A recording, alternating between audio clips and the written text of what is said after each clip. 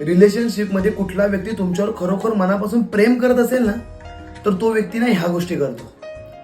सगळ्यात पहिलं, तो व्यक्ती ना तुमच्यावर खूप जास्त शौक घेतो, कारण तो व्यक्ती तुम्हाला गमावण्यापासून घाबरत असतो. तो व्यक्ती ना हरवेळी की कुठे चाललाय, का, कशासाठी, असे 1000 प्रश्न विचारत असतो. तो ना तुम्हाला घाबरत असतो गमावण्यापासून. ही गोष्ट कधी पण लक्षात ठेवा. दुसरं, मुलगी आपल्या पार्टनरला आणि मुलगा आपल्या पार्टनरला ऑपोजिट जेंडरशी बोलण्यापासून घाबरत असतो.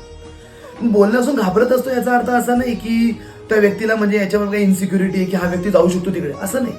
त्याला ना आपल्या पार्टनरवर खूप जास्त विश्वास असतो, पण या जगावर नसतो.